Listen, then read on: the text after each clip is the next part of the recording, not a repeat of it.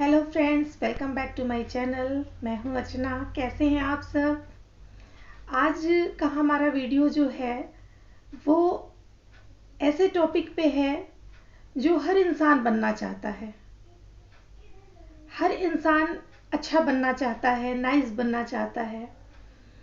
हमें यही तो सिखाया जाता है बचपन से कि हमें एक अच्छा इंसान बनना चाहिए, हमें सबकी मदद करनी चाहिए, किसी के भी दुख का कारण नहीं बनना चाहिए, हमें एक नाइस इंसान बन के जीवन में उभरना चाहिए। यही तो हमें सिखाया जाता है बचपन से। लेकिन क्या करें, जब यही नाइस बनना, यही अच्छा बनना हमारे ज़िंदगी में हमारी परेशानियों का सबब बन जाए, हमें डिप्रेशन की ओर ले जाए, हमें दुखों की ओर धकेल दे, हम ना चाहते हुए भी नेगेटिव होते चले जाएं, डिप्रेशन में आ जाएं, जिंदगी हमें बहुत बोरिंग लगने लगे, हर इंसान हमें मतलबी लगने लगे, लोग हमारा मिसयूज भी करने लगे क्योंकि हम अच्छे हैं ना।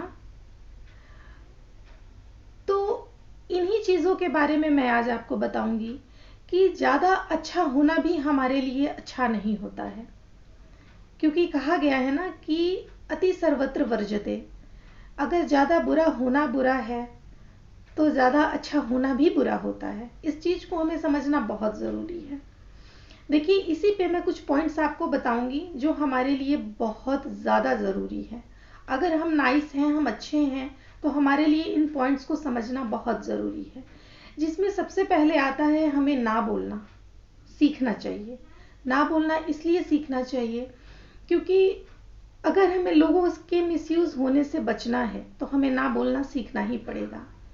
क्योंकि क्या होता है कि हम किसी को ना क्यों नहीं बोल पाते, इसलिए नहीं बोल पाते कि सामने वाला कहीं हमसे नाराज़ ना हो जाए, उसे कहीं बुरा ना लग जाए। इसीलिए तो हम ना नहीं बोलते, हम उसे हाँ बोल देते हैं हर चीज़ के लिए, चाहे वो गलत हो या सही हो। तो हमें सबसे पहले लोगों को ना बोलना सीखना पड़ेगा। जैसे मैं आपको एग्जांपल देती हूँ कि अगर हमारी कोई नेबर, जैसे मैं हूँ, मेरी कोई नेबर है, वो एक दिन आती हैं, अपने बच्चे को मेरे पास छोड़ के चली जाती हैं कि मुझे मार्केट जाना है, आप मेरे बच्चे को देख दो। मैंने कहा चलो मैं देख दूंगी, क्योंकि मैं तो अच्छी हूँ, मुझे तो ये करना है। फिर वो एक दिन और अपने साथ एक दूसरी नेबर को लेके आती हैं कि यार इसके भी बच्चे को आप देख दो, हम दोनों को कहीं बाहर जाना है। तो वहाँ एक से दो हो गए ना। मैंने अपनी परेशानी को अपनी अच्छाइयों से अपने घर बुला लिया, है ना। वहाँ अगर फर्स्ट टाइम ही मैंने ना बोल दिया होता तो आज ये परेशानी मेरे सर नहीं आता। इसीलिए हमें बहुत ज़रूरी है ना बोलना भी सीखना, ताकि हमें परेशानी ज़्यादा ना झेलना पड़े। अगर अब ये बात आती है कि हम हाँ किसे बोलें, तो हाँ हम उसे बोलें जिसे ज़रूरत हो, जो नीडी हो, जिसकी हम हेल्प कर सकें, उसे हम हाँ बोलें। और हमें करना भी चाहिए, क्योंकि इसीलिए तो हमें नाइस कहा जाता है कि हम लोगों की हेल्प करें। अब ऐसा नहीं है कि हम जो जिनकी ज़रूरत नहीं है उनकी भी हम हेल्प, किसी की भी हेल्प यूं ही करने चले जाएं, नहीं। जो हमें लगे कि ये नीडी है, इसे हमारी ज़रूरत है, उसकी हम हेल्प करें। अब कुछ लोग ऐसे भी होते हैं जिनकी हम बार बार हेल्प करते हैं, और जब हमें ज़रूरत पड़ती है तो वो हमारी हेल्प नहीं करते, लेकिन फिर भी हम उनकी हेल्प करते हैं क्योंकि हम तो नाइस हैं, तो हम उनकी हेल्प कर देते हैं। लेकिन वहाँ क्या होता है कि वो लोग हमें ऐसा समझने लगते हैं कि जैसे हम कमज़ोर हों, कि अरे इसकी इसकी तो हम हेल्प करें ना करें, ये तो हमारी हेल्प कर ही देता है। ये गलत है। ऐसे सोच वाले जो लोग होते हैं, ऐसे लोगों से हमेशा दूरी बना के रखें। इसमें थर्ड पॉइंट है कि हमें अपने अंदर का डर ख़त्म करके हमें कॉन्फिडेंट बनना चाहिए। हम अच्छे हैं इसका मतलब ये नहीं कि हम डरपोक हैं। हम अच्छे इसलिए हैं क्योंकि हम लोगों को देखना चाहते हैं, खुश रखना चाहते हैं। इसलिए अपने अंदर का डर खत्म करके हमें कॉन्फिडेंट बनना चाहिए। ये नहीं कि हाँ सामने वाला कुछ भी बोलता रहे, गलत बोले सही बोले, हम चुप करके सुन लें क्योंकि हम अच्छे हैं। नहीं, वहाँ बिल्कुल भी चुप नहीं। अच्छा, कुछ लोग इसमें क्या होते हैं कि इस डर से भी चुप रहते हैं कि कहीं वो इंसान हमें छोड़ के ना चला जाए। जैसे हस्बैंड वाइफ का ही रिलेशन देख लो, उसमें कई बार ऐसा होता है कि हस्बैंड कितना भी अत्याचार करता रहे, मिसबिहेव करता रहे, वाइफ चुप करके सुनती रहती है डर से कि कहीं ये हमें छोड़ के ना चला जाए। एम्प्लॉयज जो होते हैं ऑफिस में, वो लोग इस डर से अपने बॉस की बातें चुप चुप करके सुनते रहते हैं कि कहीं ये हमें ऑफिस से ना निकाल दे। तो हमें ऐसा बिल्कुल भी नहीं बनना चाहिए। हमें अपने डर को हटा के एकदम कॉन्फिडेंट रहना चाहिए कि चाहे कुछ भी हो, हमें अगर गलत कुछ लग रहा है तो हम उस चीज़ को ज़रूर रखें। अगला पॉइंट हमारा ये आता है कि हमें अपनी भी राय ज़िंदगी में रखनी चाहिए। चाहे सामने वाला कोई भी हो, बड़ा हो छोटा हो, लेकिन हमें अपने राय को अपने को सही तरीके से रखना आना चाहिए। अब जैसे कि हमारे सामने कभी भी कोई भी कुछ भी बोल दे, हम हाँ जी ना जी करके हमें बिल्कुल भी नहीं सुनना चाहिए। मैं आपको एक एग्जांपल देती हूँ कि जैसे कि मैं अपनी फैमिली में हूँ, मेरे फैमिली के लोग हैं, लाइक कोई भी हो, वो हमारे लिए कुछ लेके आता है। अगर 2 सामान है, 3 सामान है, उसमें से एक कुछ भी उठा के मुझे दे देता है और मैं चुप करके रख लेती हूँ।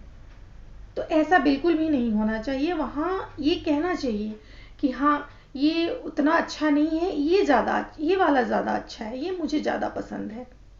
या फिर कहीं मैं शॉपिंग करने जा रही हूँ, मेरे साथ मेरा कोई फैमिली मेंबर ही है, तो वो कह रहा है कि ये सामान तुम ले लो, ये बहुत अच्छा है। मैं हाँ जी करके चुपचाप ले लूँ, ये बिल्कुल सही नहीं है।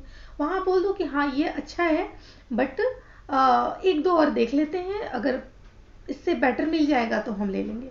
फिर क्या होता है ना कि वहाँ पे उस इंसान की भी माइंड में आता है कि हाँ चलो, इसे भी अपना राय रखना आता है, ये भी अपनी सोच रखता है, ये भी कुछ कह सकता है। वो क्या है कि हमें वीक नहीं समझता है। तो ये चीज़ें हमारे अंदर होनी चाहिए। उसके आगे का पॉइंट क्या है कि हमें सिचुएशन के अकॉर्डिंग डिप्लोमेटिक आंसर देना आना चाहिए। अब क्या होता है कि फैमिली हो या बाहर हो, कहीं भी कुछ भी, अगर कोई कुछ कहता है, आप फटाफट से कह दोगे कि ना ना ना मैं नहीं करूँगी। सपोज करो कि आपके फैमिली में अगर कोई कोई कुछ काम कहता है करने के लिए, आप कहते हैं ना ना ना मैं तो नहीं करूँगी, तो वहाँ क्या होगा? टेंशन क्रिएट होगा। तो ऐसा नहीं करना चाहिए, हमें डिप्लोमेटिक आंसर देना आना चाहिए। लाइक अगर हम फैमिली में हैं, तो मेरे फैमिली में कोई कहता है, लाइक किसी की सासू माँ है, जेठानी है, ननद है, कोई भी है, कहता है कि चलो आज खीर बना दो, पूड़ी बना दो, ये बना दो, वो बना दो, इतने सारे आइटम्स बोल दिया, मेरा मन नहीं है बनाने का, तो मैं सीधे करके ना नहीं बोल सकती।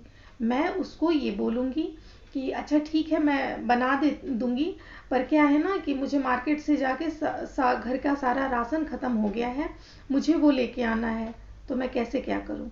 अब उन्हें लगेगा कि अरे चलो ठीक है, फिर ये तो बाद में भी बनता रहेगा, पहले जाओ तुम ये सब सामान घर का लेके आओ। तो हो गया ना, मेरी बात भी रह गई और किसी का दिल भी नहीं टूटा। तो ये डिप्लोमेटिक आंसर देने हमें आना चाहिए। अगर हम वर्किंग फील्ड में हैं, मेल हो फीमेल हो कोई भी हो, हम अगर वर्किंग फील्ड में हैं, वहाँ भी हमें डिप्लोमेटिक आंसर देने आना चाहिए। आप सपोज करो कि आपका बॉस आपको कहता है कि आप ये काम कर दो, एक्स्ट्रा हमें काम देता है और हमें वो करने की इच्छा नहीं है, तो हम वहाँ पे ये कह सकते हैं कि ठीक है, मैं तो ये तो कर दूंगी, पर वो प्रेजेंटेशन भी ज़रूरी है, तो फिर मैं कैसे क्या करूं? वहाँ पे आपका बॉस तुरंत कहेगा कि नहीं नहीं तुम इसे छोड़ दो, वो ज़रूरी है, पहले वो कर दो।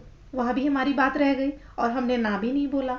तो ये होता है ना कि हमें डिप्लोमेटिक आंसर देने आना चाहिए, ये हमारे लिए बहुत ज़्यादा अच्छा होता है। इसके बाद है कि हमें खुद के लिए भी टाइम निकालना चाहिए।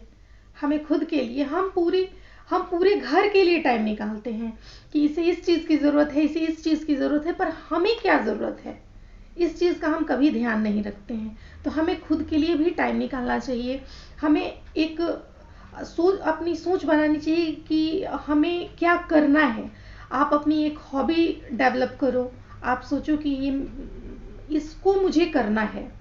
जैसे आपको अगर सिंगिंग पसंद है तो आप सिंगिंग करो, कुछ भी आपको जो पसंद है वो आप करो, लेकिन करो खुद के लिए कुछ ना कुछ आप ज़रूर करो।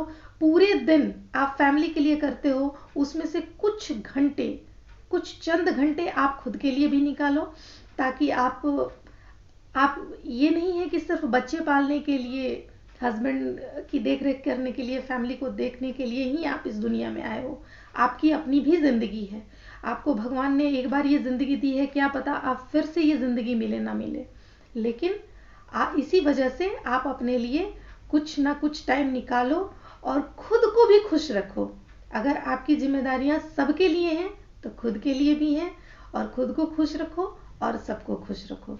मेरी ये वीडियो अगर आपको अच्छी लगी हो तो प्लीज़ मुझे कमेंट करके ज़रूर बताना कि इन सारे पॉइंट्स में से आपको सबसे अच्छा कौन सा पॉइंट लगा।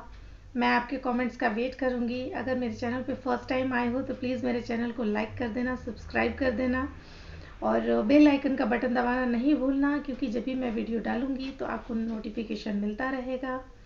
तो वीडियो को मैं एंड करती हूँ।